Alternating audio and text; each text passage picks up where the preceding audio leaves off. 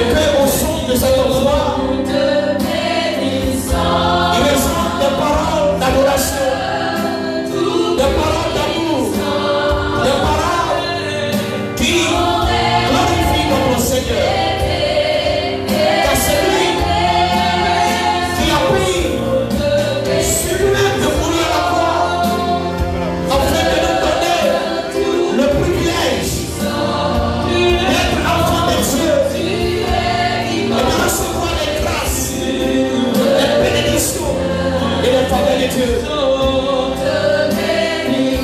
Bien aimé, tu n'étais pas au commencement cité. Il a même dit on n'avait pas le droit d'être cité à Israël. On ne faisait pas partie du peuple de Dieu. Nous étions comme des étrangers devant. Et il a pris à ce grand Dieu. Il a pris à ce merveilleux Dieu de nous associer à sa nature divine. Et Kabbalah il canta Kabbalah Chanderos. Il a dit. Bénissons de nous ce matin. Nous adorons ce matin. Nous te célébrons ce matin. Sois loué, sois béni, sois saint, sois glorifié.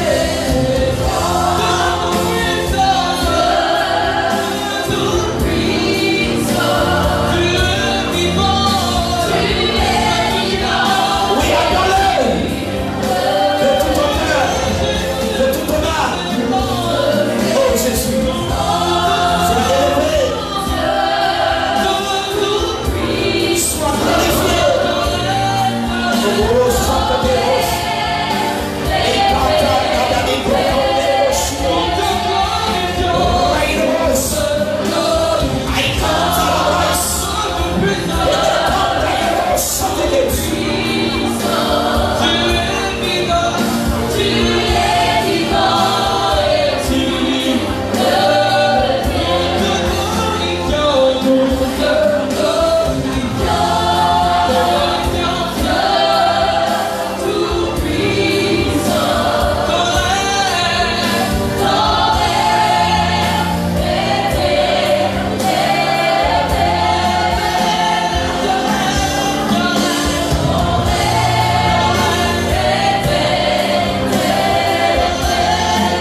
Je veux entendre quelqu'un.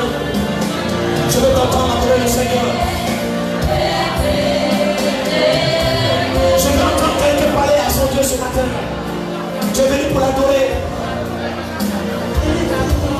Je veux que tu élèves ta voix et que tu adresses des paroles qui sont dignes, des paroles qui élèvent, des paroles qui le célèbrent, des paroles qui le glorifient. Parle à ton Dieu ce matin. Ne sois pas passif. Sois adorateur. Sois une adoratrice ce matin.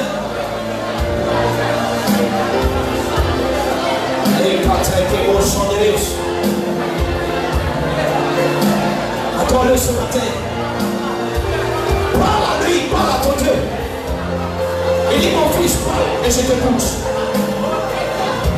Je t'écoute ce matin. Ton père t'écoute ce matin. Parle à ton père ce matin. Il est ton créateur. Il a même dit, il n'y a pas un autre Dieu qui garde de l'amour du Seigneur. Son amour est incomparable. Son amour est incommensurable. Oh, nous bénissons ton nom ce matin. Nous t'adorons ce matin. Nous te bénissons ce matin. Merci Seigneur.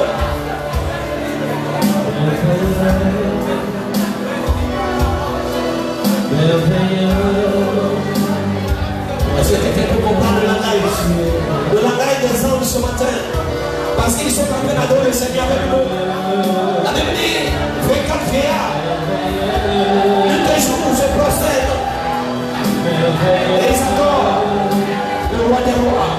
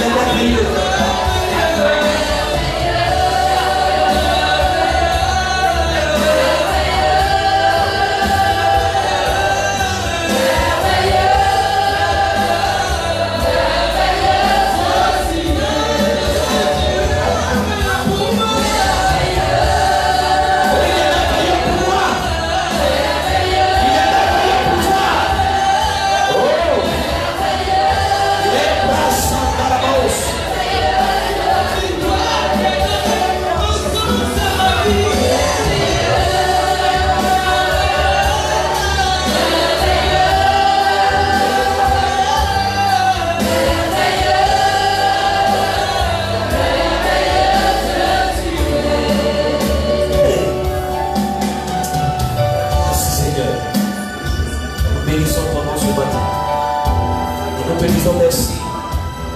Nous te bénissons. Seigneur, pour ce que tu fais pour nous. Que ton nom soit béni. Au nom de Jésus. Amen. Est-ce que quelqu'un peut donner une fois d'intervention au Seigneur ce matin? Je n'ai pas dit de m'attendre. Je dis d'attendre le Seigneur, celui qui est assis sur le trône. Il est et il sera toujours. Alléluia. Tu salue ton voisin à côté de toi.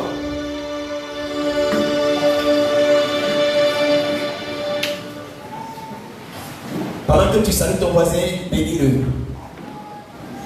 Dis voisin, j'ai une parole de bénédiction pour toi. Je veux que tu sois béni. Dis voisin, je désire, je souhaite que tu sois béni, que tu sois riche, que tu sois élevé. Alléluia. Et pendant que tu bénis ton voisin, Dieu dit ce que tu veux qu'on fasse pour toi, fais-le aussi pour d'autres personnes. Donc pendant que tu bénis ton voisin, Dieu aussi te bénit en retour. Amen, amen. Alléluia.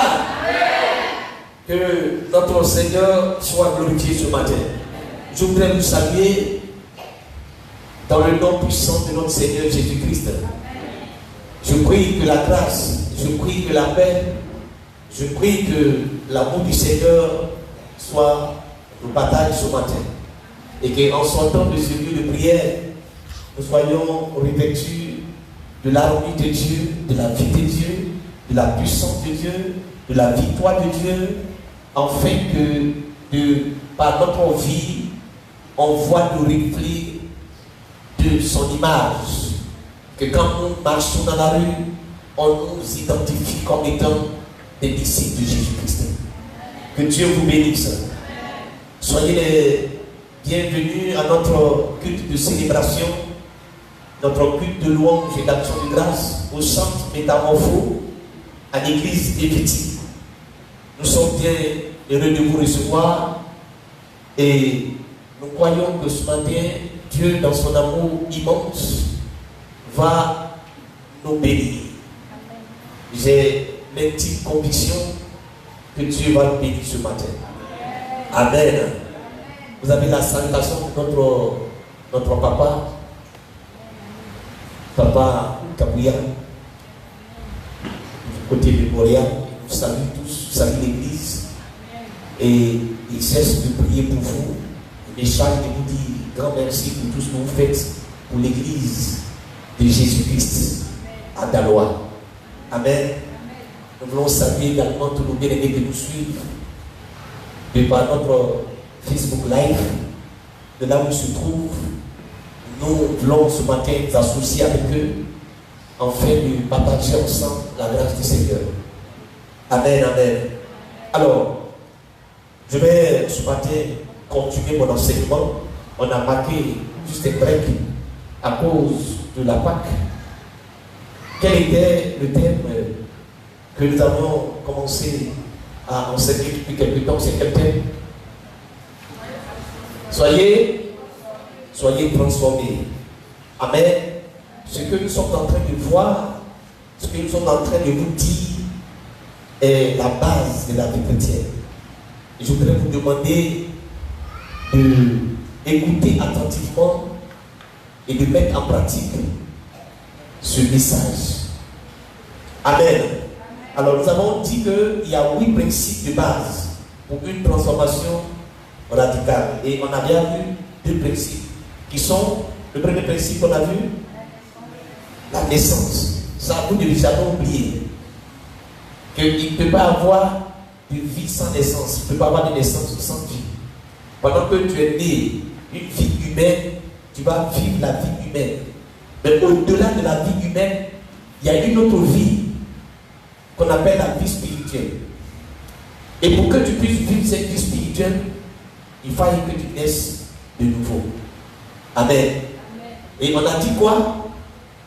Comment entrer dans le royaume de Dieu? Qu'est-ce qu'on a dit?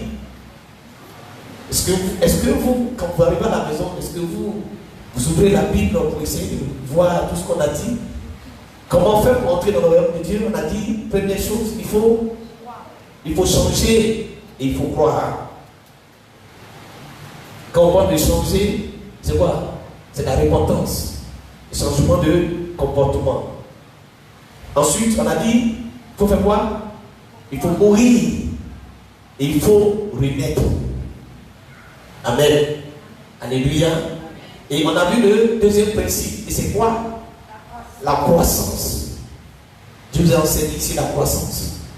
Quand tu nais, tu dois grandir. Amen. Donc ce matin, nous allons voir le troisième principe de base. Et il est très important, ce principe.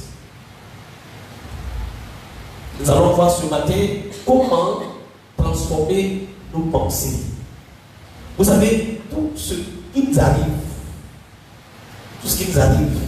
est le fait de nos pensées. Alléluia. Tu es en fonction de ce que tu penses. Tu penses quoi? C'est ce que tu es. Amen, amen. Nous allons lire 2 Corinthiens 10, le verset 5. 2 Corinthiens 10, le verset 5. Il dit: nous renversons les raisonnements et toute hauteur qui s'élève contre la connaissance de Dieu, et nous amenons toute pensée captive à l'obéissance de Christ. Nous amenons toute pensée captive à l'obéissance de Christ. Donc ce matin, nous allons amener nos pensées à être captives. C'est-à-dire qu'on va amener nos pensées à être prisonnières. De qui? De Christ. Il faut que ta pensée soit emprisonnée pour Christ. Parce que si ta pensée est captive pour autre chose, c'est comme ça que ta vie va être. Amen. Alors, la pensée de l'homme bien-aimé joue un rôle capital dans notre transformation. La pensée joue un rôle important. Alors la question c'est comment la garder sous nos contrôles. Parce que si tu n'as pas contrôlé ta pensée va te faire des choses que tu ne veux pas. Il faut que tu arrives à garder ta pensée pour que tu arrives à contrôler ta pensée. Alors le mot grec qui est traduit par pensée est dialogismos. Et dialogismos veut dire penser d'un homme délirant avec lui-même. Un raisonnement intérieur. Un dessein. Ou bien des opinions à l'intérieur. Des hésitations. On le voit dans Matthieu 15, le verset 19. Quelqu'un me lit ce passage rapidement. Matthieu 15, le verset 19. Matthieu 15, le verset 19. Oui. C'est du cœur que viennent les mauvaises pensées, les meurtres, les adultères, les impudicités, les vols, les faux témoignages, les calomnies. Amen. Voyez tout ce que je viens de citer là, ça vient à penser. Donc si ta pensée n'est pas maîtrisée, elle va t'amener à aller en prison. Alors on dit même le vol. Le vol, ça va où? En prison. Donc vous voyez que la pensée joue un rôle très très important. La question que je me pose ce matin, c'est pourquoi le nombre de divorces a-t-il augmenté dans des proportions très inquiétantes dans le milieu évangélique? Je dis bien dans le milieu évangélique. Tous les divorces. Alors, pourquoi des jeunes et des veufs dans nos églises vivent-ils en concubinage sans y avoir du mal? Pourquoi? Amen. Amen. Vous allez comprendre cela, ces choses. Jésus nous donne la réponse à toutes ces questions dans Matthieu 15, verset 19 qu'on vient de lire. Jésus dit, toutes ces choses-là proviennent de nos pensées.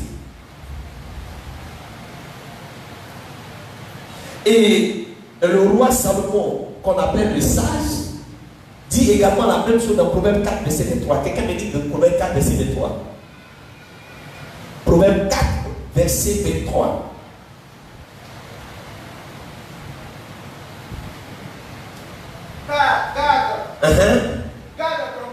Garde ton cœur. Plus que toute autre chose. Oui. Garde-lui. Vienne des sources de la vie. Acclame le Seigneur. Il dit, garde ton cœur. Plus que toute autre chose. Garde. Parce que c'est de lui que vient tout ce qui concourt à la vie. Amen. Vous voyez ce que Salomon dit ici? C'est très important. Or, dans la conception biblique, le cœur est le siège des sentiments. Il est le siège de quoi? Des pensées, de nos émotions et de la volonté. Donc le cœur est le siège.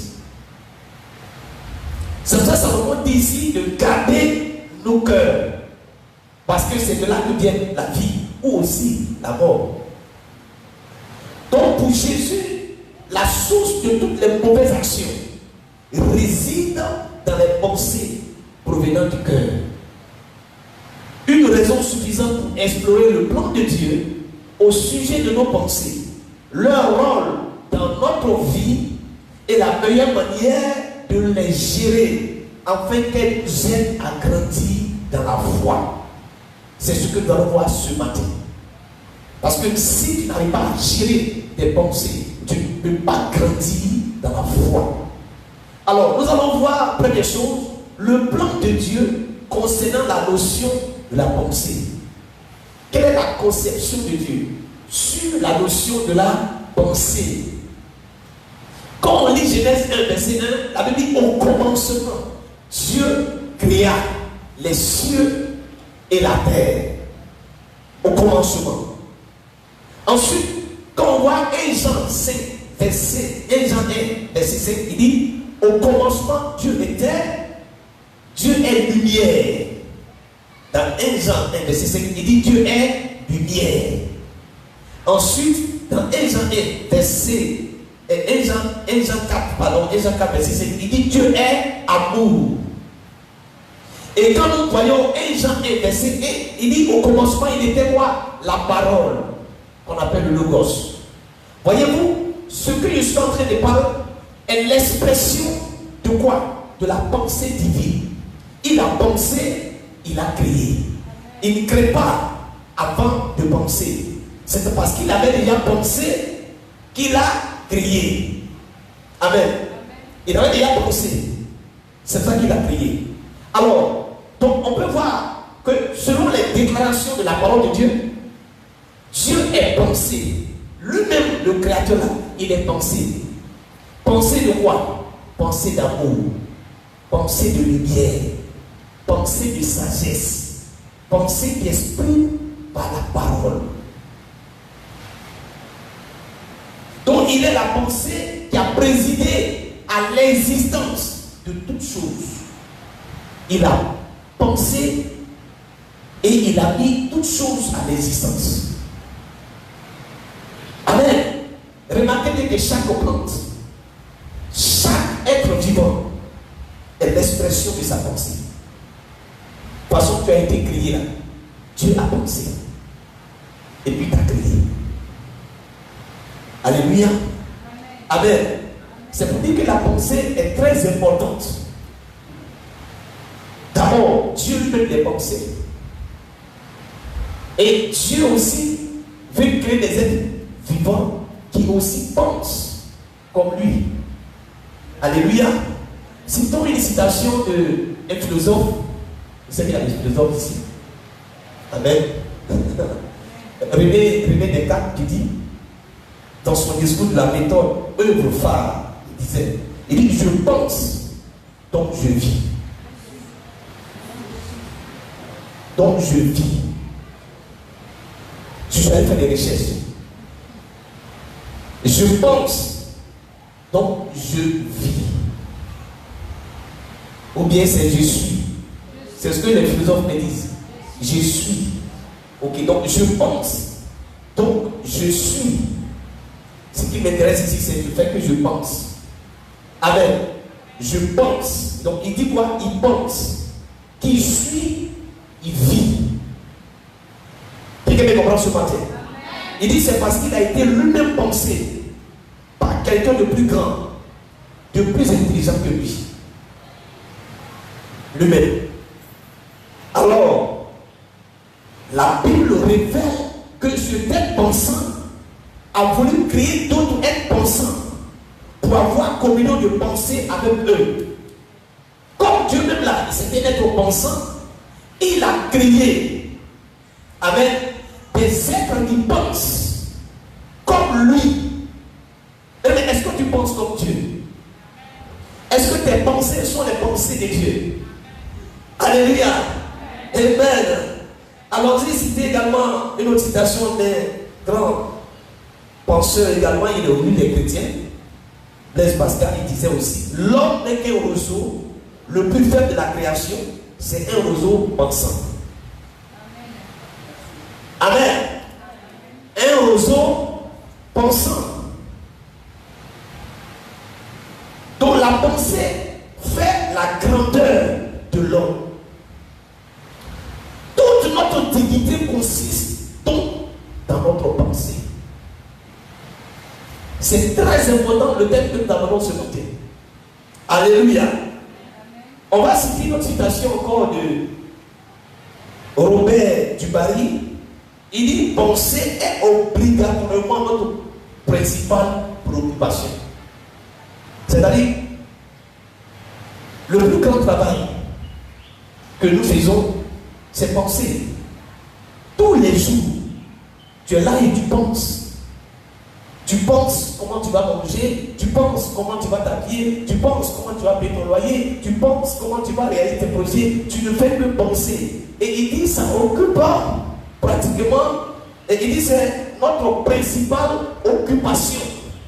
Depuis que tu es venu ce matin, tu as pensé combien de fois? Et dans ici, tu as commencé à penser, déjà juste après le culte, qu'est-ce que tu vas faire? Alléluia. Qu'est-ce que tu vas faire quand tu sors d'ici? Quel est le programme? Tu as déjà pensé à ça. Donc voyez-vous, la pensée occupe notre existence. Alors, je pense, donc je suis, et je suis aussi longtemps ce que je peux penser. Amen. Je suis et je deviens ce que je pense. Si tu penses négatif, tu vas rester négatif. Si tu penses positif, tu vas être positif. Ma pensée commande ma parole. Dieu a pensé, il a dit que la lumière soit. C'est parce qu'il a pensé que ça commandait la parole. Alléluia. Ça commande ma volonté et dans certaines mesures mes sentiments et mes actes. Quelqu'un me comprend ce matin? Est-ce que ça va?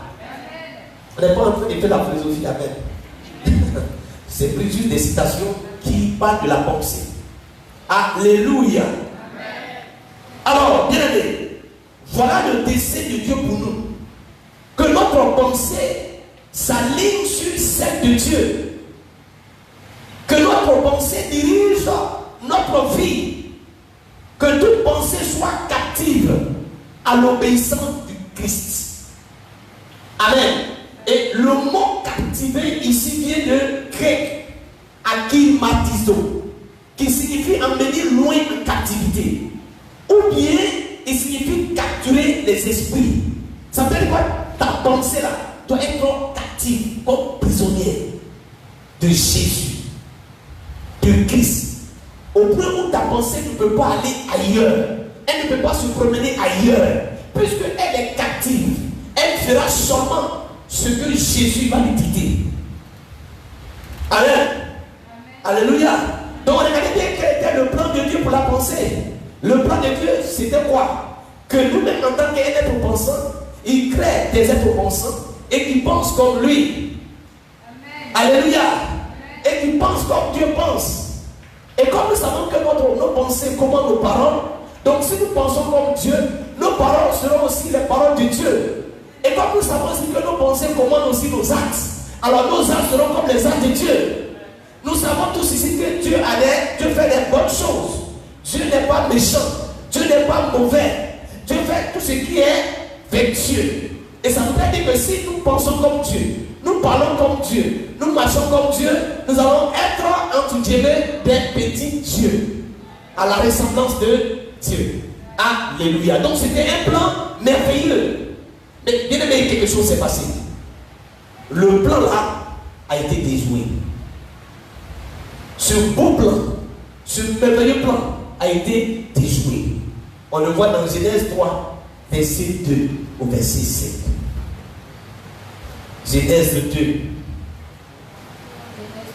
Pardon, Genèse 3, de verset 2 au verset 7. Il dit, on commence par le verset 1 rapidement. Le serpent était le plus rusé de tous les animaux des champs que l'Éternel Dieu avait fait.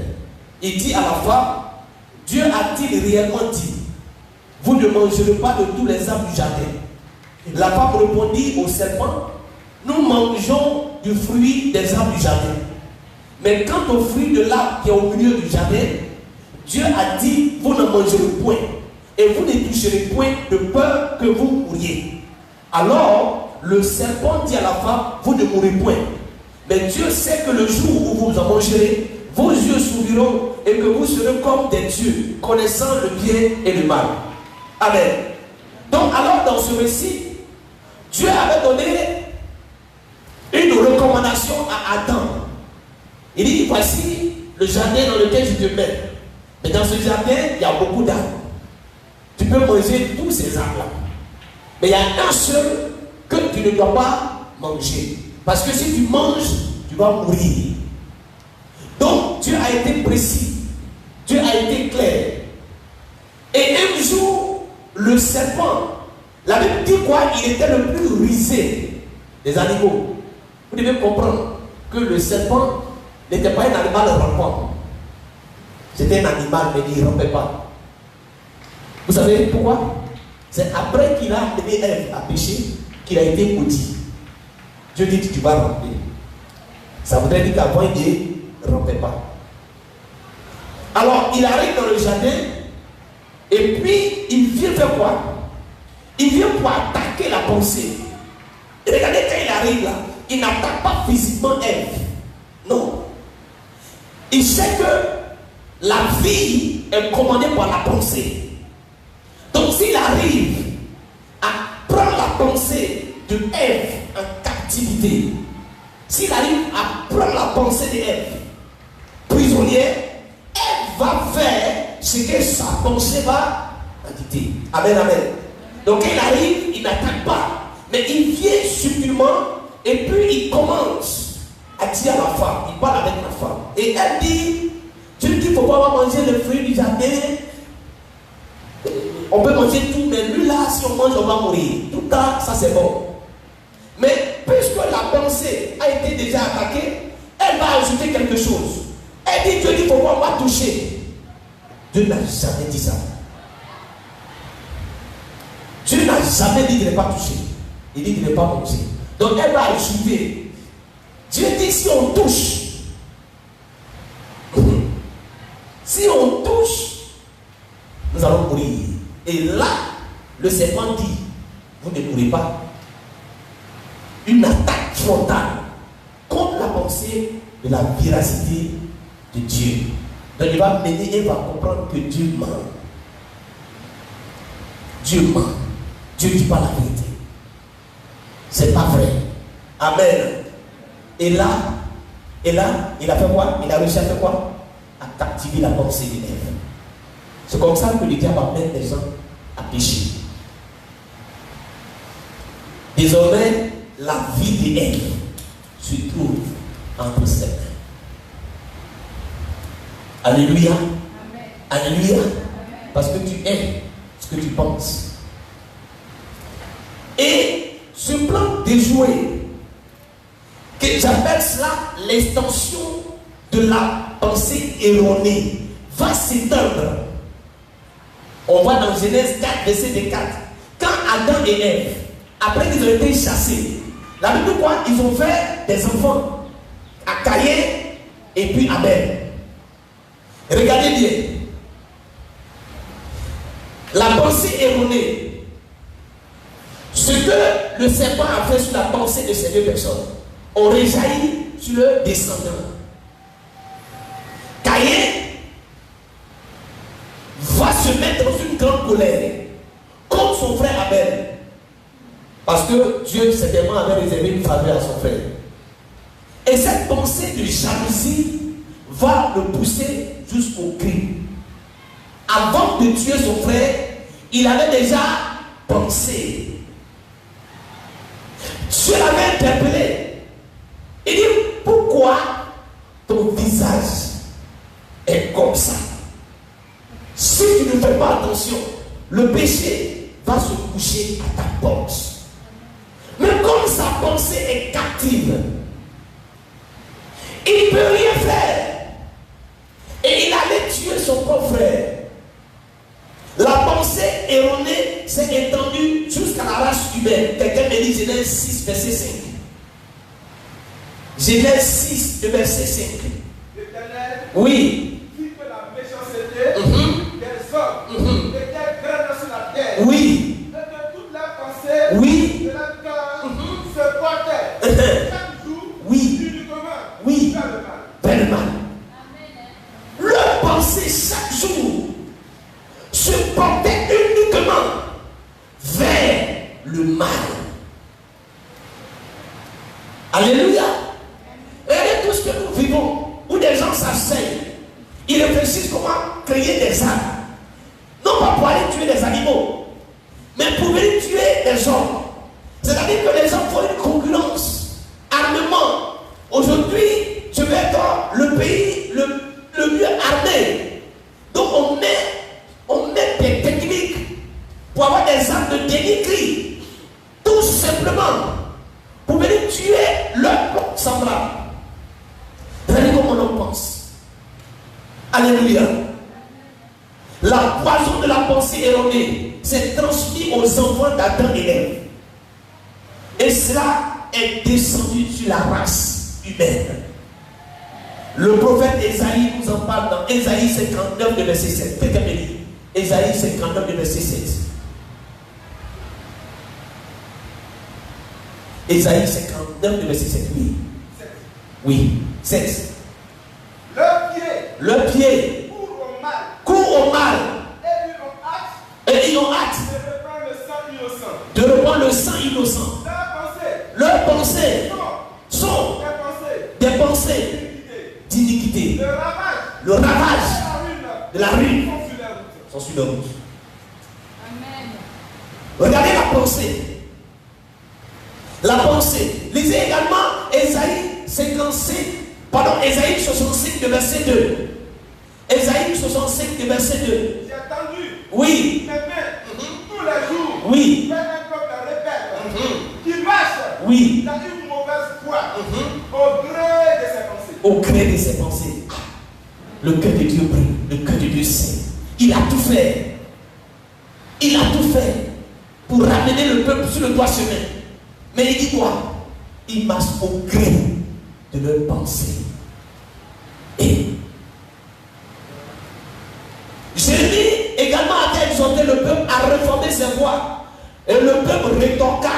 Selon Jérémie 18, verset 12, le peuple rétorqua. Il dit c'est peine perdue.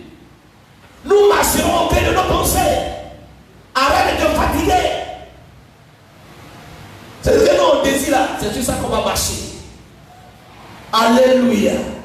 Et l'apôtre Paul a eu la révélation que la racine de tous les maux se réside dans nos pensées. Romains 1, verset 21, s'il vous plaît, lisez-moi. Puisque, oui, ayant connu Dieu, ils ne l'ont point glorifié. Ils ne l'ont point glorifié comme Dieu. Et ils n'y ont point rendu grâce. Ils se sont égarés dans leur pensée. pensée et leur cœur sans intelligence a été plongé dans les ténèbres. Ils ont connu Dieu, mais ils l'ont point glorifié. Tout ça à cause de leur pensée. Dans le même chapitre, lisez-moi le verset 24. Le verset 24, ensuite le verset 26 et pour finir le verset 28. Dans le même chapitre, Romains 1. C'est pourquoi Dieu les a livrés à l'impureté, selon les convoitises de leur cœur, Oui. en sorte qu'ils déshonorent eux-mêmes leur propre corps. Au verset 26. Oui. C'est pourquoi Dieu les a livrés à des passions infâmes, car leurs femmes ont changé l'usage naturel. Oui. En celui qui est contre nature. Oui. Au verset 28. Comme ils ne se sont pas souciés de connaître Dieu, Oui. Dieu les a livrés Oui. à leur sens reprouvé pour commettre des choses indignes. Indigne. Ah. La Dakabasadaros. Dieu les a livrés à cause de leurs pensées. À cause de ce que tu penses. Et que tes pensées ne glorifient pas Dieu. Tes pensées ne sont pas les pensées de Dieu. Il dit Dieu les a livrés. Mais quand Dieu te livre, qui peut te délivrer? Aujourd'hui, ne soyez pas surpris de voir des choses contre nature. Des femmes qui se marient entre elles, des hommes qui se marient entre eux. Ne soyez pas surpris. Il aura plus que ça.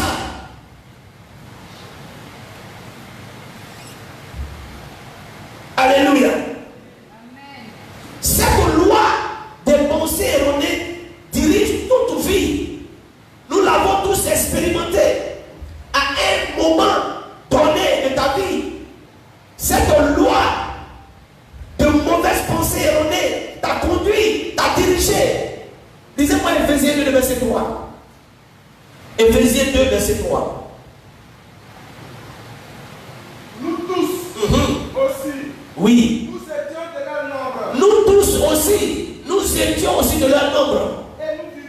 Et nous vivions Autrefois, selon les convoitises de notre chair. selon les convoitises de notre chair, accomplissant les volontés de la chair les volontés de la chair et de nos pensées. et de nos pensées. Et nous étions Oui, par nature oui, des enfants de colère des enfants de colère, comme les autres. comme les autres. Voyez-vous? Chacun de nous ici a certainement expérimenté cela. Ce que ta pensée t'amène à faire, ta pensée t'amène à causer des choses, à poser des actions, et après, tu es resté là à commencer à regretter. Ta pensée t'amène à prendre des décisions. Et finalement, te voilà. Colossiens 1, verset 21, s'il vous plaît, lisez-moi cela. Colossiens 1, verset 21. Et vous qui étiez autrefois Oui. étrangers et ennemis, Étrangers et ennemis, par vos pensées et vos mauvaises œuvres, par vos pensées et vos mauvaises œuvres. qui vous a maintenant réconciliés Oui. par sa mort dans le corps de la chair. Alléluia. Amen. Donc comprenez bien que le plan merveilleux de Dieu qui a été déjoué, est descendu sur la race humaine et a amené la race humaine jusqu'à faire des choses contre nature. Mais je rends grâce au Seigneur. Je bénis Dieu. Je célèbre Dieu. Alléluia. Dieu ne va pas s'arrêter là à regarder la pensée humaine. Ça veut dire que lui-même, la machine qu'il a créée, l'instrument qu'il a créé, se dénaturer.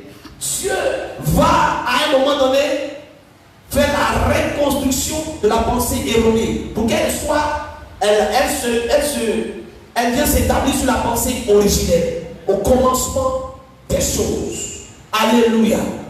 Dieu n'a pas abandonné la partie, mais lentement, étape par étape, il a entrepris la restauration de la pensée erronée de l'homme. Première étape, comment Dieu va restaurer la pensée de l'homme erroné? Première étape, la première étape, Dieu va donner la loi le psaume 119, le verset 97.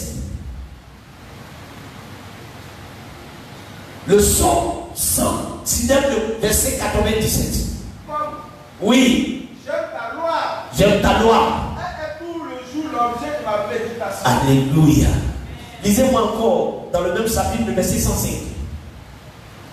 Ta parole est une lampe à mes pieds. Ta parole est une lampe à mes pieds. Et une lumière sur mon sentier. Et une lumière sur mon chantier. Restez encore ancien. Lisez-moi le verset 129. Tes préceptes Oui. sont admirables. Aussi mon âme les observe. Alléluia. Lisez-moi le verset 174 du même passage. Je soupire. Oui. Après ton salut. Après ton salut. Oh Oh éternel. éternel. Et ta loi. Oh là là. C'est mes délices. Oh. Donc voyez-vous, pour restaurer la pensée erronée, Dieu va donner la loi aux hommes. Alléluia. Mais la loi a un inconvénient. C'est-à-dire qu'il y a une autre loi qui bloque cette même loi. Ça se trouve dans Romains 7, du verset 22 au verset 23. Faites-moi la lecture s'il vous plaît. Romains 7, verset 22 à 23. Oui. Car je prends plaisir à la loi de Dieu. Car je prends plaisir à la loi de Dieu. Selon l'homme intérieur. Selon l'homme intérieur. Mais je vois dans mes membres. Je vois dans mes membres Une autre loi. une autre loi Qui lutte contre la loi de mon entendement. qui lutte contre la loi de mon entendement Qui me rend captif de la loi du péché. et qui me rend captif de la loi du péché Qui est dans mes membres. qui est dans mes membres. Donc Dieu va donner la loi, mais il se trouve que cette loi va être inopérante, inefficace. Pourquoi? Parce que cette loi que Dieu donne va rencontrer une autre loi qui lui le résiste et qui fait que l'objectif pour lequel Dieu envoie la loi pour restaurer la pensée ne peut pas atteindre l'objectif. Parce qu'il y a une autre loi, la loi du péché. Et l'apôtre Paul, dans ce passage, va nous dire, il prend plaisir à la loi de Dieu. Comme toi, tu aimes la parole de Dieu. Tu aimes chanter, tu aimes louer, tu aimes adorer, tu aimes lire la Bible. Et tu as envie même de mettre cette parole en application.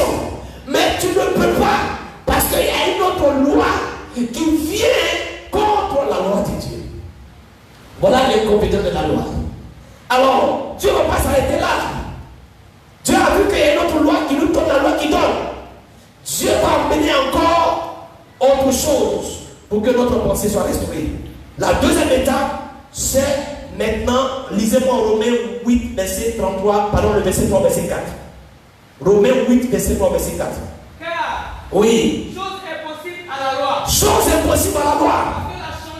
Parce que la chair la rendait sans force. Parce que la chair la rendait sans force. Dieu a condamné le péché dans la chair. Dieu a condamné le péché dans la chair En l'envoyant à cause du péché. en envoyant encore du péché Son propre fils. son propre fils Dans une chair semblable. dans une chair semblable Celle du péché. à celle du péché.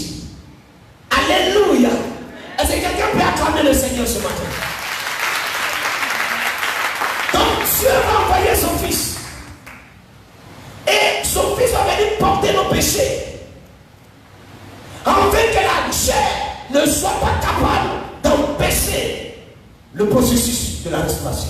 Jésus va, il meurt à la croix. Et en mourant, il crucifie notre vieille nature.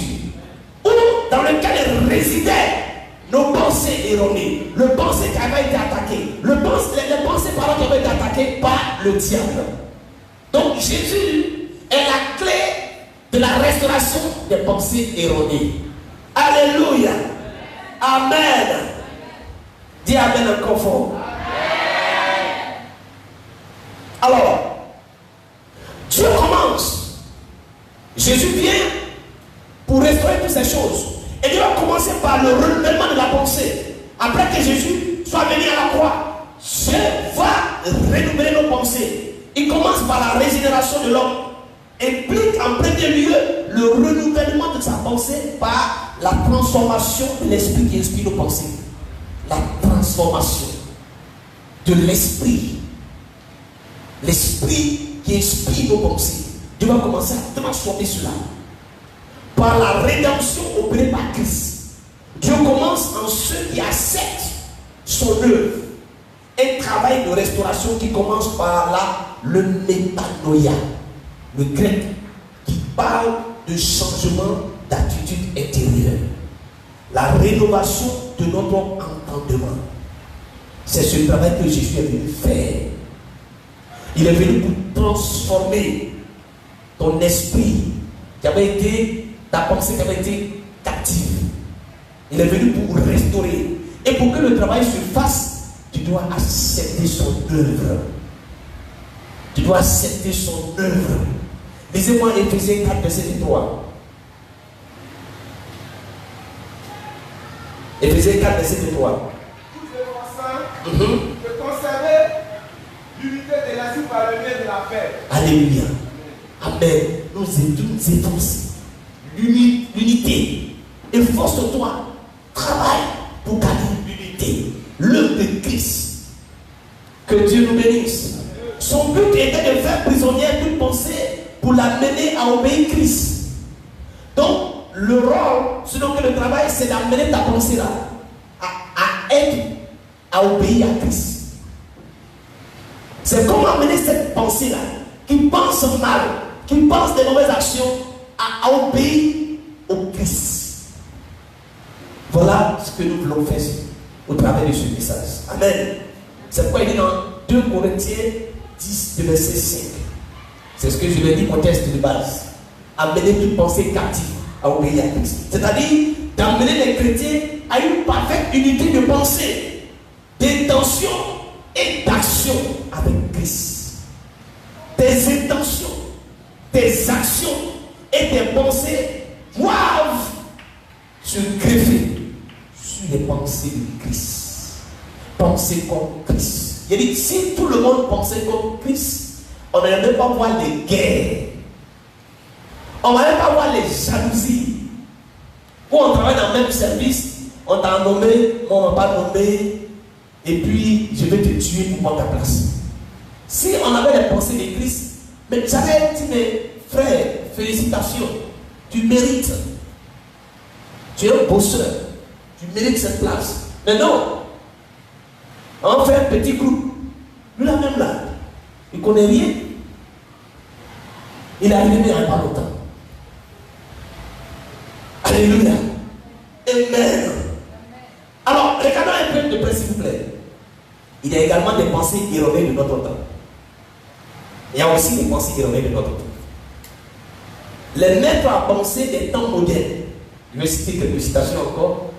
Jean-Jacques Rousseau. Il dit l'homme est naturellement bon. Regardez comment il dit. L'homme est naturellement bon. Ça, ce sont des pensées erronées. Comment on peut affirmer que l'homme est naturellement bon? Est-ce que cette affirmation est vraie? L'homme est naturellement bon? Je sais que vous allez venir me sortir d'air. Mais moi, nous les hommes, on vit ensemble ici, on se connaît. On sait que l'homme n'est pas naturellement bon. Sinon, on n'a pas parlé de sorcier qui veut tuer quelqu'un. Amen. Et il y a un autre encore, il s'appelle Friedrich, il dit Dieu est mort. L'homme en lui des possibilités infinies. Dieu est mort. L'homme en lui des possibilités infinies. L'homme a quelle possibilité infinie? L'homme peut faire quoi sans Dieu? L'homme, il peut faire quoi sans son créateur?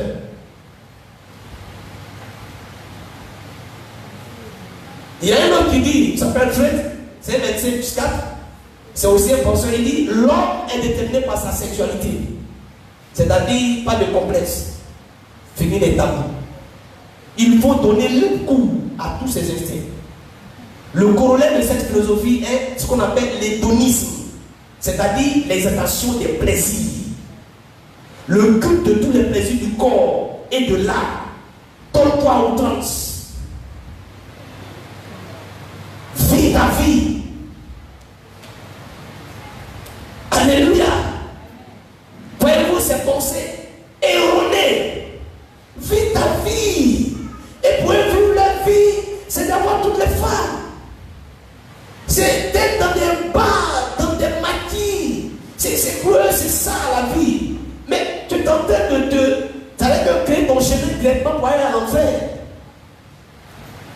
Mais ce qui me réjouit, c'est que dans cette affaire, nous tous ici, nous avons passé devant le tribunal de Dieu.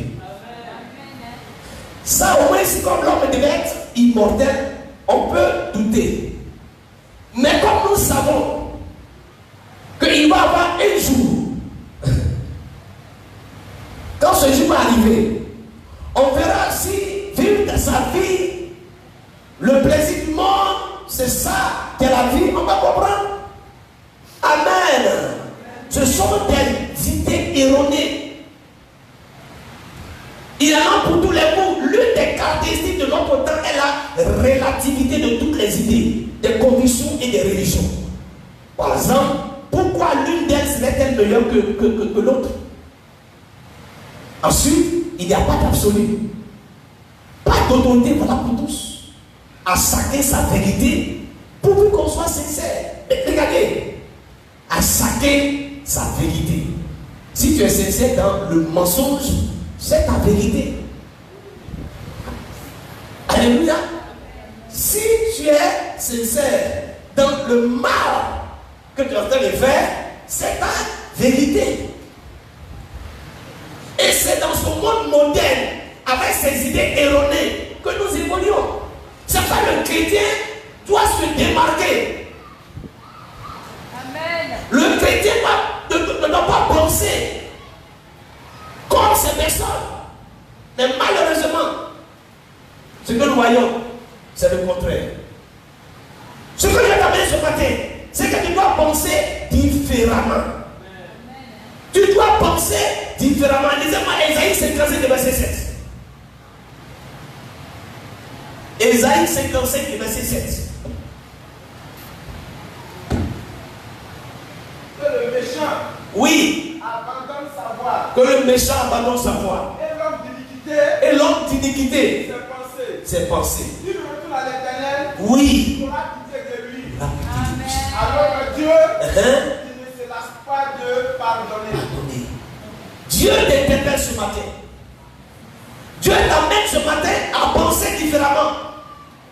En te disant d'abandonner ce que tu faisais qui n'est pas bon. De laisser l'iniquité. Dieu veut que tu penses différemment. Lis-moi Éphésiens 2, verset 23. Éphésiens 2, verset 23.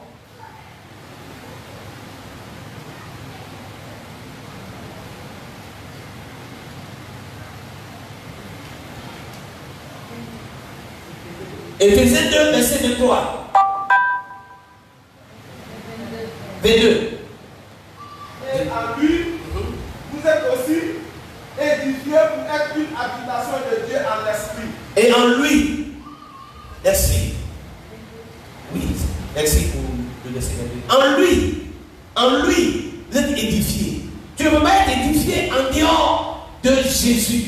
Donc, il faut que tu penses différemment pour que tu amènes ton esprit à être en lui. C'est-à-dire que tout ce que tu fais, ça va être en lui. Sinon, tu ne peux pas être édifié. Notre part dans le renouvellement de notre pensée, c'est quoi? C'est la prière. Et traiter durement le vieil homme. Il faut la prière et il faut traiter durement le vieil homme. Il ne faut pas jouer avec ton vieil homme. Il ne faut pas composer avec lui. C'est ton ennemi, ton premier ennemi, c'est lui. Avant de penser aux sorciers. Amen, amen. Ton premier ennemi, la Bible dit quoi? Votre premier ennemi, c'est quoi? Les gens de vos propres maisons. Amen. Alléluia. Et quand on parle de propre maison, c'est d'abord toi-même ton vieil homme. Lui avec qui tu habites dans le même corps là, il est là. C'est lui d'abord ton premier ennemi. Traite-le durement. Il ne faut pas composer avec lui. Il ne faut pas le cajoler, il ne faut pas le caresser. Il ne faut pas lui trouver des raisons. Sois ferme avec le vieil homme. Alléluia. Amen. Et notre grand penseur, lui, il est chrétien, il fait son affaire. Il n'est pas comme les autres. Blaise Pascal, il disait que toute dignité consiste dans la pensée. Et il dit quoi? Travaillons donc à bien penser. C'est là le principe de la morale. Travaillons à bien penser. C'est ce qu'il dit. Et il dit, c'est là le principe de la morale. Toute dignité, toute notre dignité consiste dans la pensée. Et nous amène à travailler pour avoir de bonnes pensées. Tu vas travailler. Tu ne vas pas te coucher là et puis tac, ta pensée se transforme. Alléluia. Non, tu dois travailler donc à bien penser. Avec nos pensées, c'est avec nos pensées que nous construisons notre personnalité. C'est avec nos pensées qu'on construit notre personnalité. Et laissez-moi vous citer encore une autre citation. C'est un Américain, il s'appelle Ralph Waldo Emerson. Il dit, la vie consiste en ce à quoi l'homme pense tous les jours. C'est-à-dire que tout au long de la journée, la vie consiste sur à quoi l'homme pense tout au long du jour. Et il dit quoi? Il dit, semer une pensée, vous récolterez un acte. Semer un acte, vous récolterez une habitude. Semer une habitude, vous récolterez un caractère. Et dit, semer un caractère, vous récolterez une destinée. Acclame le Seigneur.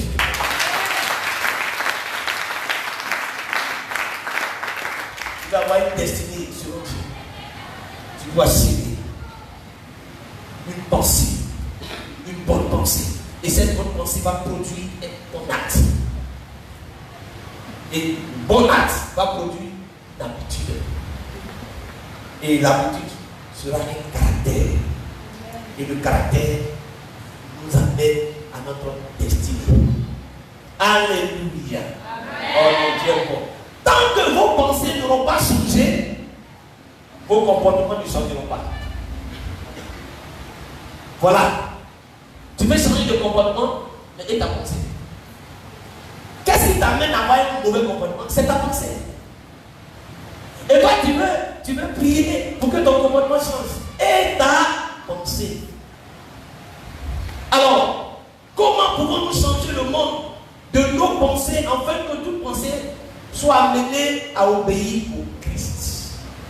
Voilà le travail que nous voulons avec notre Seigneur réussir à opérer dans nos vies.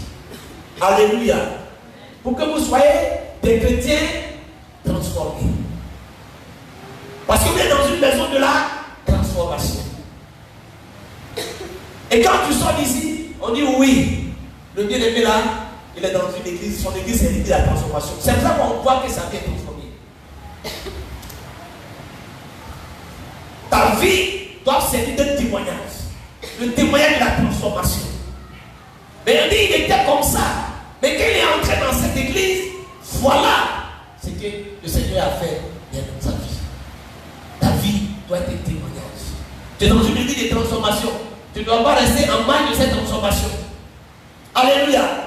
Alors, comment pouvons-nous changer le monde de nos pensées afin que toute pensée soit amenée à obéir Christ?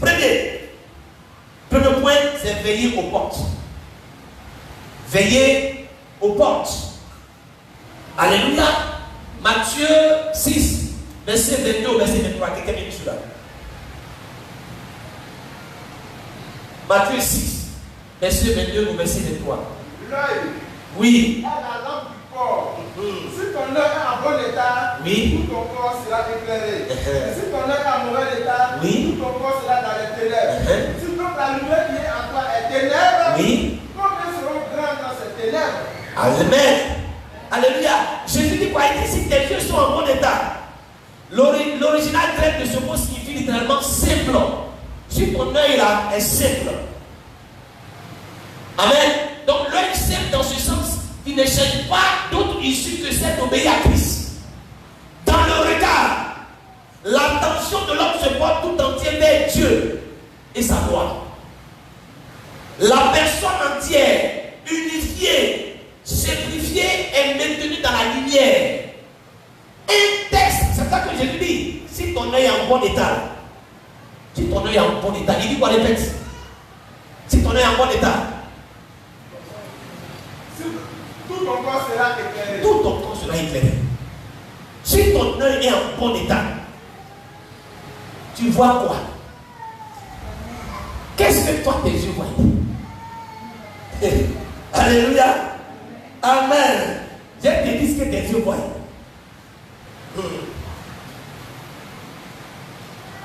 Donc je suis en train de dire le regard. L'attention de l'homme se porte tout entier vers Dieu et sa loi.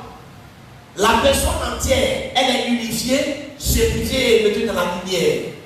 Et laissez-moi vous citer un texte contemporain des évangiles, qu'on appelle les testaments des 12 patriarches. Il dit, ne faites donc pas attention à la beauté des femmes. Ne voyez pas ça en mal. Mais allez en simplicité du cœur, dans la crainte du Seigneur. Alléluia. Le mauvais œil est celui qui louche vers le mal, qui regarde deux choses en même temps et entraîne l'homme vers des voies tortueuses. Il est là, il fait ça. Amen, amen. Toujours, ses yeux se promènent. Amen, amen, amen. Donc tu dois veiller sur les portes. Et les portes, quand je parle des portes, j'ai déjà prêché ici. Les portes, c'est tout ce qui donne accès au monde spirituel. Les yeux, la bouche, les oreilles, c'est tout ça qu'on appelle les portes. Ce sont les portes spirituelles. Amen, amen, amen. Et tu vois également la discipline du regard. Laissez-moi vous parler de la discipline du regard. La discipline du regard, c'est que tes yeux voient. Il dit, si ton œil est en bon état, tout ton corps, si toi ton œil est en bon état, tout ton corps est en bon état. Alléluia. Matthieu 5, verset 28 au verset 29. Lisez-moi s'il vous plaît.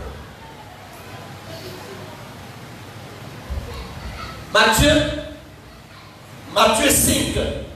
Mais moi, je vous dis que quiconque regarde une femme, Oui. pour la convoiter, la diable commis une habitude dans son cœur. Amen, elle est dans son cœur. Oui. Si ton œil droit est pourtant l'occasion de chute, arrache-le et jette-le loin de toi. Quand il est avantageux pour toi, qu'un seul déterminant qu'en périsse et que tout ton corps entier ne soit pas jeté dans la tienne. Alléluia. Il dit, si tu regardes une femme,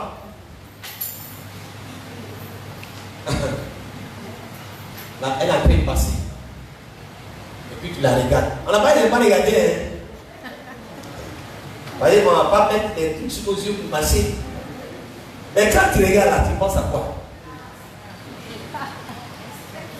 Dès l'instant que tu la regardes et que ta pensée t'amène à dire, hé, si je peux la voir dans mon lit, tu la diras, tu as fait. Tu as beaucoup d'habitude. Tu as fait. Donc, tu t'imagines, si tu regardes 10 fois par jour, et que quand tu le regardes, tu penses à ça, ça fait 10 adultères. Amen. C'est le Seigneur qui dit. Donc, il dit, si toi ton œil là, droit là, ça t'amène à voir ces choses, il faut quoi? Il faut l'arracher. Il est avantageux pour toi d'entrer au ciel avec un œil. Que d'avoir les deux yeux et puis entrer à l'enfer. Quand Jésus a dit ça, les gens l'ont regardé. Il dit quoi? Oh. Et c'est là que beaucoup ont commencé à le quitter. Ben, c'est pas ce qu'ils veulent entendre. Ben, c'est pas ce que tu veux entendre qu'on va te dire. On va te dire ce que Dieu veut que tu entends. Et c'est sa parole. Alléluia. Amen. Si nous laissons nos regards se nourrir des choses impures, tels les films pornographiques, des images bizarres, et tout, comment toi tu vas faire pour que ta pensée soit délivrée? On a chassé l'esprit des sirènes des eaux, sort. On a chassé l'esprit de paille de sort. Et pendant ce temps, tu es plongé dans des choses bizarres. Des téléphones sont remplis, des films pornographiques, des images, des femmes nues, des ceci, cela, et tu regardes. Mais, Joe, c'est quelle délivrance on va faire? Pendant que tu regardes ça là, tu penses à quoi? Dès que tu regardes, partir. Il faut aller. Et tu es obligé de partir. C'est pour ça que Jésus dit, si ton œil est en bon état, tout ton corps est en bon état. Le regard est très important. Alléluia. Amen. Donc, si nous laissons nos regards se nourrir des choses impures, telles ce que je viens de citer, nous ne devons pas nous étonner si nous avons de la peine à chasser les pensées impures. Tu ne peux pas. Amen. Lisez-moi 2 Pierre 2, le verset 10 au verset 14. 2 Pierre 2, verset 10 au verset 14. Est-ce que tu es en train d'écouter quelque chose? Ceux surtout qui vont après la chair dans le désir d'impureté et qui méprisent l'autorité. Oui. Audacieux et arrogants. Ils ne craignent pas d'injurer les gloires. Tandis que les anges supérieurs, en force et en puissance, ne voient pas qu'aucun des jugements injurieux devant le Seigneur. Amen. Alléluia. Il a aussi, c'est très important. Quand nous parlons, ce que nos pensées nous emmènent à dire, il y a parfois qu'il faut faire beaucoup attention sur les autorités. Il ne faut pas injurier des autorités. Tu peux ne pas voir la même, ou bien tu peux être la même obéissance. Mais quand c'est une autorité, il ne faut pas laisser ta pensée t'amener à dire des paroles. C'est des péchés. Amen. Sur les réseaux sociaux, ça insulte les autorités, ça insulte même les... Voyez-vous, c'est un péché. On ne fait pas ça. Amen. Alors, la meilleure façon de tuer le péché, disait Stanley Jones, il dit, bien l'œil. Il recommande de clencher des yeux lorsqu'une pensée malsaine vient. Vous voyez, c'est l'œil qui t'amène. D'abord, quand tu regardes, quand elle va faire quoi d'abord? Elle a vu quoi? Elle a vu le fruit. Et puis, quoi? Agréable à la vue. Maintenant, quand c'est agréable à la vue, pour la manger. Quand tu regardes d'abord, et comme aujourd'hui le diable est très malin, et je peux venir juste un instant, je vais demander à nos bien-aimés de s'habiller décemment. Amen. Ayez les habits décents. Parce que ça aussi, ça amène les hommes à chuter. Ou bien, et il a regardé, c'est bon à voir. Maintenant,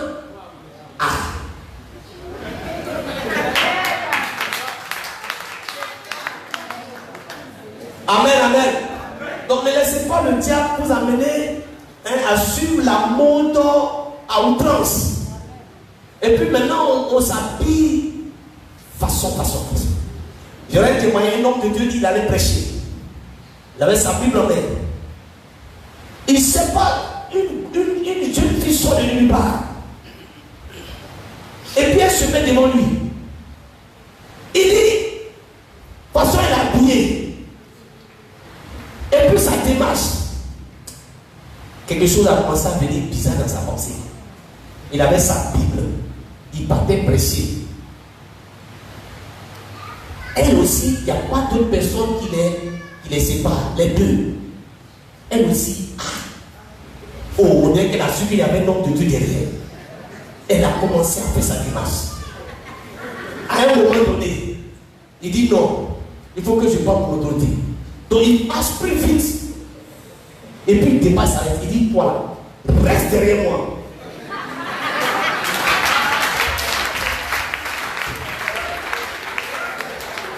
Reste derrière moi. Si tu passes devant moi encore, tu vas voir. Tu vas me faire pécher. Les yeux. Dis à quelqu'un les yeux. Alléluia. Amen. Amen. Donc arrêtez de regarder des choses qui vont influencer vos pensées. Si tu as ça dans ton téléphone, dans l'écran tu vas, il faut supprimer toutes ces choses-là. Si tu as des CD de ça là, dès qu'il est en train de presser la règle, prends tous ces CD de ces films-là, va les brûler. Débarrasse-toi de ces choses. Parce que tant que tu vas avoir ces choses-là, la pensée. Amen. Comprenez bien, tout m'est permis, mais tout n'est pas utile. C'est par les pensées impures qu'on commence le péché. David a commencé l'adultère par quoi?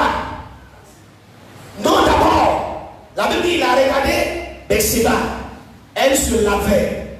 Il était en haut de son palais. Il jette un coup d'œil. Il voit la femme qui se lave. Il a fait comme ça. Au lieu de quitter là, David va prendre sa chaise, il va se caler là maintenant. Et puis il regarde. Il regarde. Et puis la pensée. Mais, tu as vu comment elle est belle, non? Mon roi, c'est quelle femme qui peut te refuser?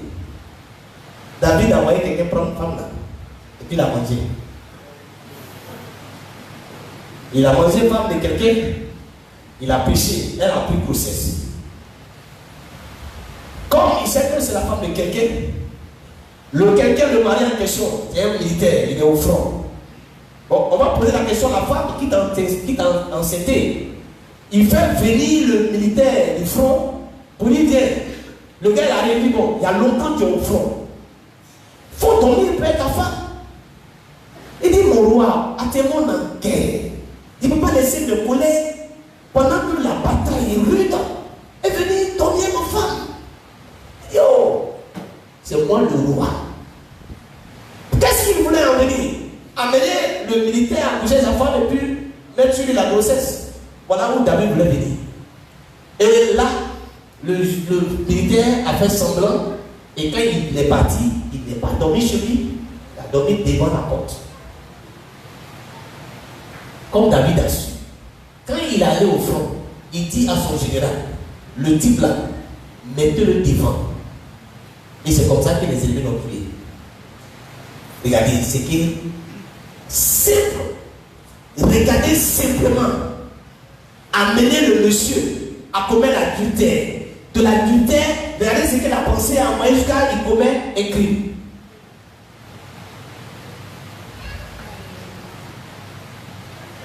C'est par le regard que les pensées ont pu se nourrir. C'est pas le regard que les pensées ont pu se nourrir. Que ce soit des lectures, vous lisez quoi? C'est ce que tu lis. Si tu passes ton temps à lire ça, la Bible, la parole de Dieu, c'est ce que tu lis. La parole de Dieu va influencer tes pensées. Mais si tu lis les femmes, si tu lis, je ne sais pas, tous ces magazines, c'est ce que tu lis, c'est ça qui va influencer ta pensée. Quelle photo tu regardes, c'est quel film tu vois, si c'est novelas que tu aimes toujours, c'est les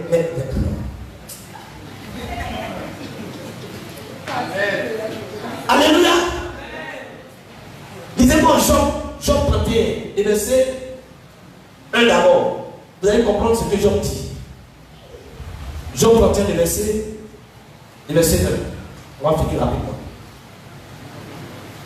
J'avais fait un pacte avec mes yeux. J'avais fait un pacte avec mes yeux. Je ne veux pas arrêter mes regards sur une vierge. Ouais, et il a dit quoi? Il a fait un pacte avec ses yeux pour ne pas qu'il regarde une vierge. Elle est là. Tout est clean. Amen. Donc le vieux Jean dit, faut pas être petit, va faire tomber pour rien. Il fait un pacte avec ses yeux. Quand tu as signé un pacte avec tes yeux, de temps en temps, dis à ton œil, regarde, il ne faut plus voir là-bas. Pas à ton œil. Il ne faut pas m'emmener à regarder les choses. C'est pourquoi Paul dit dans Romains 6, verset 13, il dit, ne mettez pas vos membres à la disposition du péché, comme des armes au service du mal. Le mot grec mélon, traduit par membre, peut être rendu par des organes. Donc l'apôtre Paul dit, ne mettez pas vos organes à la disposition du mal, du péché.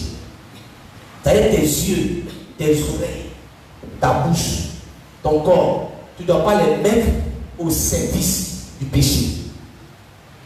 Nos yeux, nos bouches, nos oreilles, on doit les garder purs. C'est pour cela que Paul dit, tout m'est permis, mais tout n'est pas utile. 3 questions que nous devons nous poser devant ce qui attire nos regards. Il y a 3 questions que tu dois te poser. Première question, est-ce bon? Est-ce que c'est bon pour moi? Ce que je suis en train de regarder là, est-ce que c'est bon pour moi? Ça, c'est la première question. Deuxième question, est-ce que cela ne risque pas de me mener à une quelconque dépendance? Quand on parle de la dépendance, c'est-à-dire que tu ne peux pas, c'est comme une drogue. Tu ne peux pas. C'est-à-dire que tu vis sur le pouvoir de cette chose. Tu ne peux plus t'en passer. La troisième question, est-ce que cela peut grandir ma foi? Ce que je regarde, ce que j'entends, est-ce que ces choses peuvent grandir ma foi?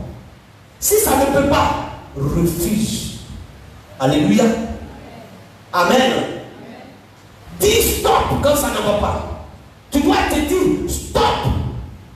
C'est bon. Nous ne pouvons pas empêcher une mauvaise pensée de s'insinuer en nous. Tu ne peux pas. Tu ne peux pas. C'est-à-dire, tu ne peux pas empêcher qu'il y ait une mauvaise pensée qui vient en toi. Tu ne peux pas. Tu n'as pas ce pouvoir. Amen. Tu n'as pas. Mais nous pouvons refuser de l'accueillir et de la nourrir. La mauvaise pensée peut venir. Mais toi, tu peux l'empêcher. Toi, tu peux refuser. Laissez-moi vous dire. Les latins disent principi obstacle. Ça veut dire oppose-toi au commencement. Oppose-toi au commencement. Avant que le péché vienne, le regard, la pensée, tout ça c'est un processus. Au commencement, oppose-toi. Refuse. Mais si tu continues, tu laisses s'agrandir un peu. Ben c'est un plaisir. Finalement, tu tombes dedans. Oppose-toi au commencement. Et là, notre penseur, Pascal, il rappelle cette pensée de Sénèque. Il dit, Melios non incipet. Tu veux dire quoi? Il est plus facile de ne pas commencer que de s'arrêter. Il est plus facile de ne pas commencer. Si tu as commencé cette affaire-là, tu ne peux pas t'arrêter. Donc, au commencement, tu dis stop. Quelqu'un me comprend ce matin? On a dit que ce n'était pas le premier regard qui est coupable, mais c'est le second regard. Et encore, plus la pensée qui rappelle ce qu'on a vu pour nous amener à pécher. Le premier regard, il n'y a pas de problème. Mais quand il y a deuxième regard, quand il y a troisième regard, la pensée commence tout de suite à être attaquée. C'est pourquoi oppose-toi. Alléluia. Dis stop. Si ton imagination commence à gambarder sur un terrain miné, lève-toi et dis-lui stop. Stop, ces pensées ne sont pas conformes à l'obéissance de Christ. Je les refuse. Et tu dis, Seigneur, délivre-moi de cette mauvaise pensée. Proverbe 24, verset 9, il dit quoi? La pensée de la folie n'est qu'un péché. La pensée de la folie, là, il dit, c'est un péché. Amen. Nous avons fini. Mais également aussi, apprenez aussi à refuser des pensées négatives. Ce n'est pas seulement des pensées mauvaises, il y a aussi des pensées négatives.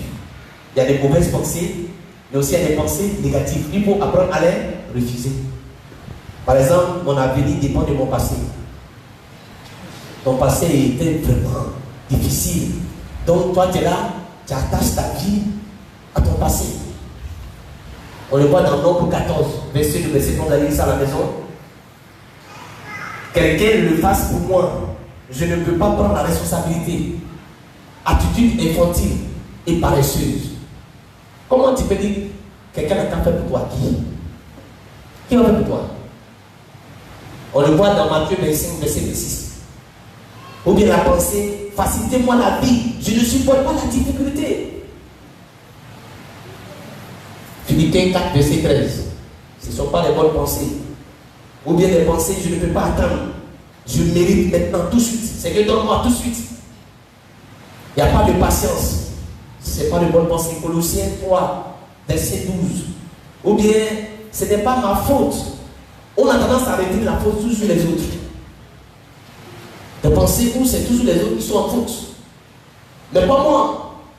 Je ne remets jamais à un moment donné en cause que je ma part. On rejette toujours la faute. On le voit dans Genèse 3, verset 12 au verset 13. Quand Dieu appelle Adam, il dit Adam, viens. C'est qu'il était dit là. Qu'est-ce qui s'est passé?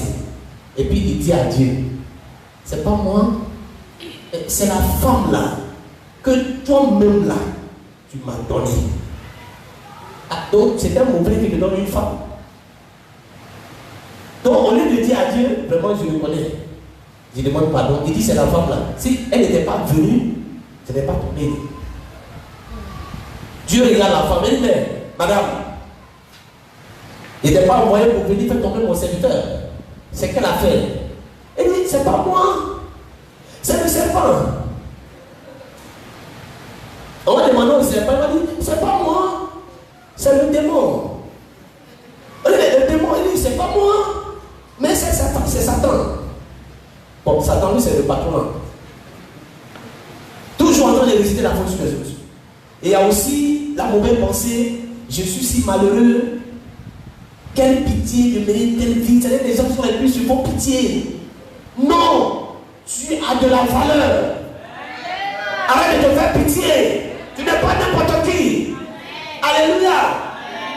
Il y a aussi des pensées, je ne mérite pas cette bénédiction. Amen. Je ne suis pas digne. Il y a des gens, je vais vous dire quelque chose, je vais vous délivrer quelque chose ce matin. Il y a des gens, ils pensent qu'ils sont humbles. Ce n'est pas l'humilité, c'est l'incrédulité. C'est que Dieu envoie une bénédiction. Je ne suis pas digne. Tu n'es pas digne comment?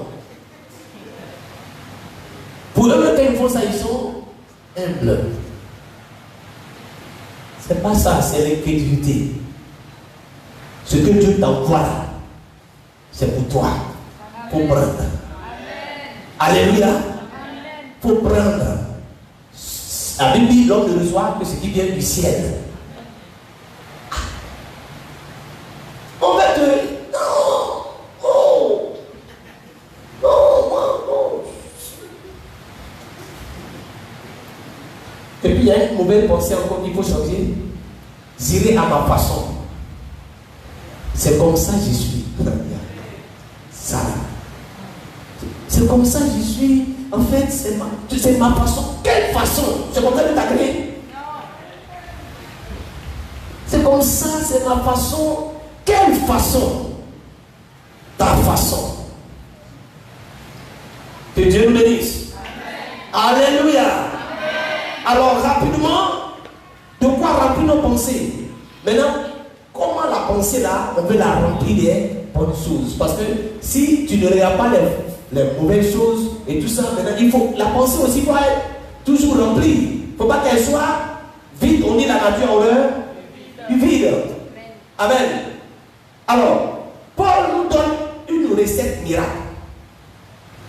Selon Colossiens 3, verset 1 au verset 5. Ça, il faut prendre note.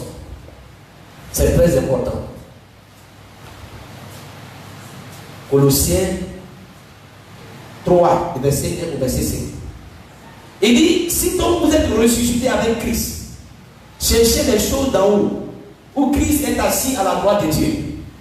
Affectionnez-vous aux choses d'en haut, et non à celles qui sont sur la terre. Car vous êtes morts, et votre vie est cachée avec Christ en Dieu.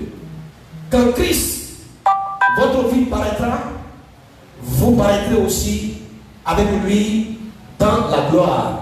Et au verset 5, il dit, faites donc mourir les membres qui sont sur la terre, les pudicités, l'impureté, les passions, les mauvais désirs, la cupidité, qui est une idolâtrie. C'est à cause de ces choses que la colère de Dieu vient sur les fils de la rébellion. Il y a deux choses.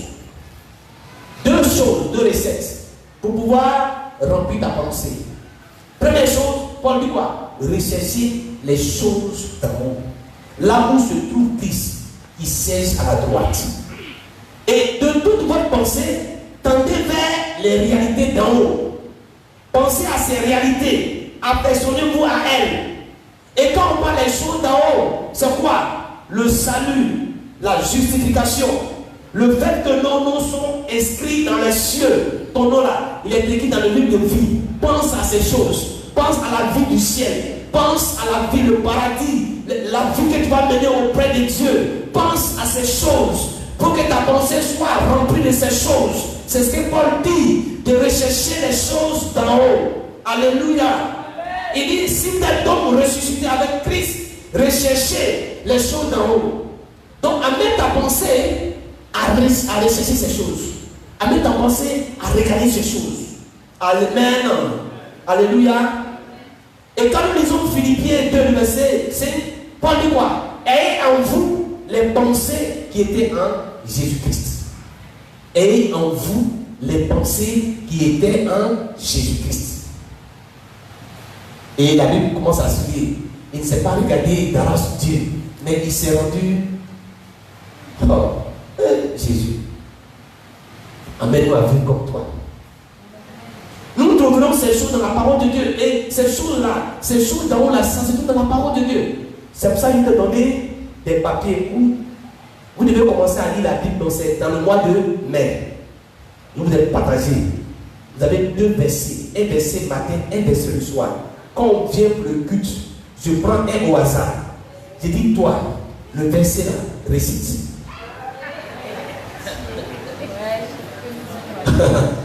Il y a des gens qui ont pu les retrouver. Alléluia. Voilà, lisez ces versets au moins par jour. Vous allez voir, avant de lire, vous allez voir, ça va rester dans vos pensées. Que le Seigneur bénisse. Donc, lire, méditer, ces choses vont remplir vos pensées. Que Dieu nous bénisse. Et quand vous lisez, quelqu'un me dit Philippiens 4, verset 8. Il ne reste seulement que 2 minutes pour finir. Oui. Que tout ce qui est vrai, oui, tout ce qui est honorable, tout ce qui est honorable, tout ce qui est juste, tout ce qui est juste, tout ce qui est pur, tout ce qui est aimable, tout ce qui mérite l'approbation, oui, ce qui est vertu et digne de moi, oui, soit l'objet de vos pensées. Soit l'objet de vos pensées. Alléluia. Que ces choses soient l'objet de vos pensées. Si vous pensez ainsi, alors vous allez dominer le péché. Et la deuxième chose, il dit quoi? Faites donc mourir tout ce qui est dans votre vie qui appartient à la terre. Première chose, recherche les choses d'en haut. Deuxième chose, il faut les faire mourir. Et il les a cités. Amen, amen. Paul les a cités, tout ce qui est sur la terre. Il les a cités. Il parle de l'impudicité, l'impureté, les passions, les mauvais désirs, la cupidité, toutes ces choses. Paul dit de les faire mourir. Que le Seigneur nous bénisse. Et en conclusion, je vais conclure mon message pour finir. Aimer ses pensées. Amen. Notre pensée sera captive à l'obéissance du Christ lorsque nous serons captivés par l'amour de Christ. Aimer ses pensées. Et quand tu seras captivé par l'amour de Christ, tu vas penser à Christ. Je vous pose une question. Avez-vous été une fois amoureux? Avez-vous été une fois amoureux? Oui, moi je le suis. Ouf, j'ai été amoureux. Et je le suis, et je le serai toujours. Amen. Alléluia. Quand tu es amoureux, dis à ton voisin, quand tu es amoureux. Quand tu es amoureux. Qu'est-ce qui se passe avec nos pensées lorsque nous sommes amoureux? Dès qu'elles sont libres, elles se tournent automatiquement vers l'être aimé. Voyez la femme qui est assise là. Elle est vue. Chérie. Elle est habitant. Je suis à Yamoussoukro. 8 mois. Un an, on ne se voit pas. Il y a sa photo sur mon ordinateur. Et puis je regarde. Mon patron dit, mais toi tes yeux là, ça va te faire mal. Tu regardes toujours femme qui est sur l'ordinateur. Ah, mais c'est mon cœur. Elle est loin. Amen. Donc, dès qu'elle est ici, et puis il pense. Comment il y a des gars à Abidjan? Ici, là, et puis je suis bien à Abidjan. Je n'ai pas pris voiture, je suis bien à Abidjan. Je n'ai pas pris taxi, rien, et puis je suis chez elle. Amen. Et puis j'ai causé avec elle jusqu'à. Et puis je suis venu. Amen. Quand on est amoureux, regardez, nous évoquons le visage, la silhouette de la personne, ses qualités. Et nous pensons à la dernière rencontre et on pense à la prochaine rencontre. On regarde. Et parce qu'on doit se voir samedi, ici, samedi, vous pouvez arriver vite. Amen. Nous nous demandons ce qui pourrait lui faire plaisir. On cherche. Qu'est-ce qui peut plaire à la personne? Alléluia. On est pressé comme ça. Et qu'est-ce que j'ai payé aujourd'hui même? Tout ça. J'ai fait quoi même pour lui aujourd'hui? Parce qu'il faut que je fasse quelque chose qui puisse lui plaire. Une autre personne voudrait attirer nos regards et notre affection, mais nous ne la voyons même pas. Car toutes notre pensées sont captives de l'amour que nous portons à celui ou à celle qui a conquis le cœur. Le homme pas mais quand me laisser tranquille. Quand sa voiture, il faut partir ta voiture là-bas. Pas ça, il cherche. Son regard est là-bas. Amen. Parce qu'il y a quelqu'un qui a conquis le cœur. Tout ce que tu vas faire là, c'est zéro. On cause, mais il est là-bas. C'est ça qu'on est amoureux. Amen. Est-ce que tu es amoureux de Jésus? Est-ce que toi tu es amoureux de Jésus? Ton amen n'est pas trop sincère. Alléluia. Combien de fois tu penses à Jésus par jour?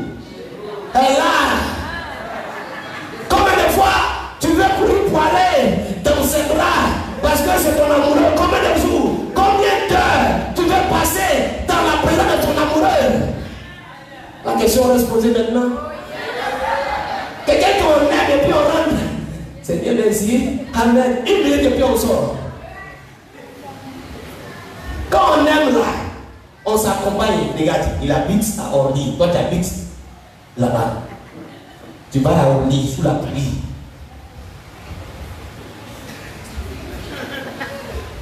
Vous vous accompagnez. Vous vous accompagnez. Laisse-moi là. Non, viens t'accompagner. Pas quelqu'un va venir. Et puis tu la suis. Non, non, non. Et ça, la journée, vous ne faites qu'à plus faire jour. Parce que vous ne voulez pas vous laisser. Quelqu'un n'est pas prêt à laisser l'autre. C'est ça, on doit l'amoureux. Mais je ne crois pas que toi, tu sois amoureux de Jésus. Amen. Regardez, on a pensé tourner vers le Seigneur a pour nous la prière. Car la prière n'est rien d'autre qu'une pensée formulée ou non. Combien de prières là? C'est une pensée formulée. C'est ce que Paul voulait dire lorsqu'il nous demande de prier sans cesse. Si nous pensons sans cesse, si nous prenons l'habitude de transformer nos pensées en prière, nous obéirons à cette directive. Nous retrouverons un objet perdu. On dit merci Seigneur. Nous sommes ravis d'un beau paysage. Loué soit le Seigneur. Nous sommes placés devant une tentation. Garde-moi Seigneur des pensées négatives. Ah, voici c'est comme ça qu'on a vu. Et tout le long de la journée, nos pensées seront transformées en prière. En prière. Quand je marche, je sens la tentation. C'est dit Seigneur, délivre-moi de cette tentation. Seigneur, sauve-moi. Seigneur, délivre-moi. Je suis béni. Je dis Seigneur, je te rends toute la gloire. Je passe tout mon temps à prier, à célébrer, à louer, à magnifier le Seigneur. Plus que je le fais, ma pensée se condensée vers le Seigneur. Alléluia. Bien pour finir, telle est la grâce que le Seigneur voudrait accorder à chacun de nous. Shalom, shalom, shalom. Que Dieu nous bénisse. Que Dieu nous bénisse. Que Dieu nous bénisse. Que Dieu nous bénisse. Que Dieu nous bénisse. Dieu nous bénisse.